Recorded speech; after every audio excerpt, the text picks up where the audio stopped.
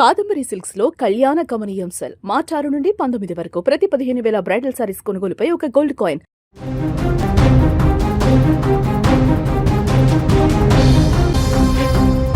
మరొక యూట్యూబర్ దారుణ హత్యకు గురైంది. అసలు యూట్యూబర్స్కి ఏం జరుగుతుంది? గత కొంతకాలంగా ప్రముఖ యూట్యూబర్కు సంబంధించినటువంటి ఏదో ఒక వివాదం తెరపైకి వస్తున్నది తెలుగు రాష్ట్రాలలో. ఈరోజు తెలంగాణకు సంబంధించిన మరొక యూట్యూబర్ హత్య కలకలంగా మారింది. ప్రముఖ యూట్యూబర్ వైష్ణవి దారుణ హత్యకు గురైంది. 2 ఏళ్ల క్రితం ప్రేమ వివాహం చేసుకుంది వైష్ణవి. అంతలోనే ఈ ఘటన ఇప్పుడు విషాదంగా మారింది. ప్రేమ పెళ్లి చేసుకున్న కొన్ని రోజులకే ఈ రకమైనటువంటి పరిస్థితి ఏర్పడింది. అంతా బాగానే ఉన్నటువంటి తర్వాత పెళ్ళైన తర్వాత చిన్నపాటి గొడవలు వచ్చాయి. అయితే అది కాస్త ఇప్పుడు హత్యకు దారి తీశాయి. ప్రెగ్నెన్సీ అనేటువంటి కనికరం కూడా లేకుండా భర్త అతి కిరాతకంగా రాక్షసుడిగా మారి యూట్యూబర్ వైష్ణవిని దారుణంగా హత్య చేసినటువంటి ఈ ఘటన జగిత్యాల జిల్లా కోరుట్లలో జరిగింది. జగిత్యాల జిల్లాలోని కోరుట్లకు చెందినటువంటి చిత్తరి హరిబాబు, మాదాపూర్కు చెందినటువంటి వైష్ణవి ప్రేమ వివాహం చేసుకున్నారు. అప్పటి నుంచి మాదాపూర్లో నివాసం ఉంటున్నారు.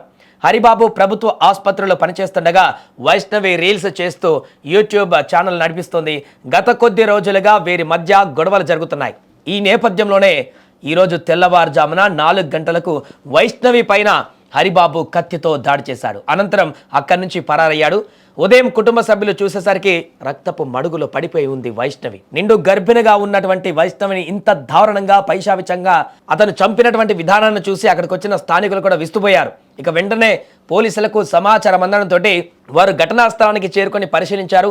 కేసు నమోదు చేసి దర్యాప్తు అయితే కొనసాగిస్తున్నారు. కానీ అత్యంత దారుణంగా కనికరం లేకుండా కడుపుతో ఉన్నటువంటి భార్య పైన యూట్యూబర్గా వీడియోస్ చేస్తూ ప్రజలందరికీ కూడా పరిచయస్తురాలైనటువంటి వైష్ణవిని ఇంత దారుణంగా నమ్మినటువంటి వ్యక్తే పాశావికంగా చంపినటువంటి విధానం పూర్తిగా ఆగ్రహావేశాలని అక్కడ ఉన్నటువంటి స్థానికులందరూ కూడా కలగజేస్తుంది. ఎందుకంటే తాను గర్భిణిగా ఉంది, ఏదైనా గొడవలుంటే లేకుంటే ఇంకేదైనా ఉంటే పంచాయతీలు పెట్టుకోను, లేకుంటే నచ్చకపోతే విడిపోయి బ్రతకడానికో కూడా అవకాశం ఉంటుంది. కానీ అలాంటి ప్రయత్నాలు చేయకుండా పూర్తిగా తన క్షణికావేశంతో కడుపులో ఉన్నటువంటి పన్నంటి బిడ్డని అదేవిధంగా వైష్ణవిని ఇద్దరిని కూడా అత్యంత దారుణంగా చంపేశాడు.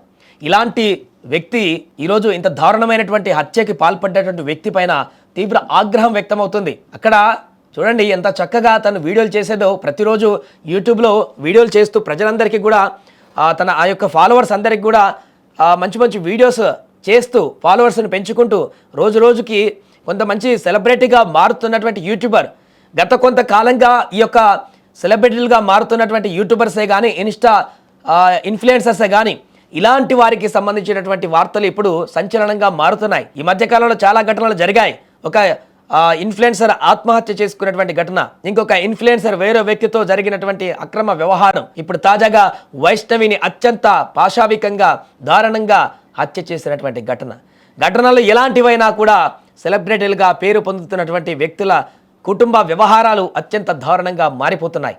ఎలాంటి కారణాలైనా ఉండవచ్చు, కానీ ఇలా హత్యలు చేసుకునేటువంటి స్థాయికి అయితే దిగజారకూడదు. నిండు గర్భిణిగా ఉన్నటువంటి ఆ మహిళను ఇంత దారుణంగా హత్య చేసినటువంటి ఆ వ్యక్తికి కఠిన శిక్షలు విధించాలంటూ కూడా ఇప్పుడు కుటుంబ సభ్యులు అక్కడ ఉన్నటువంటి స్థానికులు కూడా పూర్తి స్థాయిలో డిమాండ్ అయితే వ్యక్తం చేస్తున్నారు. వైష్ణవికి సంబంధించినటువంటి శ్రేయభిలాసులు మిత్రులు కూడా ఈ ఘటన తెలిసిన తర్వాత షాక్కి గురవుతున్నారు. అదేంటి వైష్ణవి చనిపోవడం ఏంటి అనేటువంటి ఒక ఆశ్చర్యాన్ని వ్యక్తపరుస్తున్నారు. ఏమాత్రం కూడా యాక్సెప్ట్ చేయట్లేదు ఈ ఘటనని. యూట్యూబర్ వైష్ణవి దారుణ హత్యకు సంబంధించినటువంటి ఘటన అయితే ప్రస్తుతం వైరల్గా మారుతుంది, సెన్సేషనల్గా మారుతుంది. ఎక్కడ సోషల్ మీడియా ప్లాట్ఫామ్లో చూసినా కూడా వైష్ణవి ఫోటోలో కనిపిస్తుంది. ఇప్పుడు వైష్ణవి అసలు ఏం జరిగింది, అంతకుముందు తన భర్త ఇంత దారుణమైనటువంటి హత్య చేయడానికి గల కారణాలేంటి, ఆ వ్యక్తిని ఏం చేయాలి, దీనికి సంబంధించిన చర్చ కొనసాగుతుంది.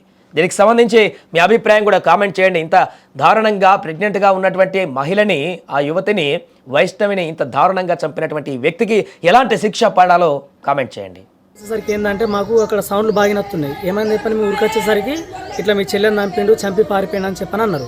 మరి గట్లెందుకని చెప్పని చూస్తే మొత్తం డోర్ ఎత్తి లోపలికి పోతే ఏంటంటే బ్లడ్ మొత్తం ఉన్నది. ఇక్కడనేమో ఇట్లా హోల్ లాగా పడ్డది, మొత్తం చేతికి ఇక్కడంత గాయం ఉంది. కానీ వాస్తవానికి ఏంటంటే వాళ్ళిద్దరి మధ్య అయితే మాకు ఎప్పుడు గొడవ లెక్క అయితే అనిపించలేదు. వాళ్ళు పెళ్లి కాకముందుగా ప్రేమించుకున్నారు, తర్వాత పెళ్లి చేసుకున్నారు. కానీ ఒకటి ఏంటంటే వాళ్ళ ఇంటి వాళ్ళకి ఇష్టం లేదు, ఏది మన పిల్లగాని ఇంటి నుండి వాళ్ళకైతే ఇష్టం లేదు. సరే లేకుండా మా పిన్ని వాళ్ళని చేసిరంటే సరే మేము చూసుకున్నది అని చెప్పని ఈయనే ఉన్నారు, ఇక్కడనే మంచిగా ఉన్న అయిపోయింది. ఇక రాత్రి ఏదో చిన్న చిన్న సౌండ్లు నచ్చినట్టు గొడవ లెక్క వినిపించిందట. ఇక్కడ ఎంత కొట్టినా డోర్ తీయలేదు. సరేలే ఇక గట్టినే ఉంటారు కావచ్చు అని చెప్పని చక్కగా ఉన్నారట. తెల్లారు లేసేసరికి ఇట్లా జరిగింది. ఇంకా మంచిగా లేచి మొహం కడుక్కొని పోయినాను అంటారు వాళ్ళైతే.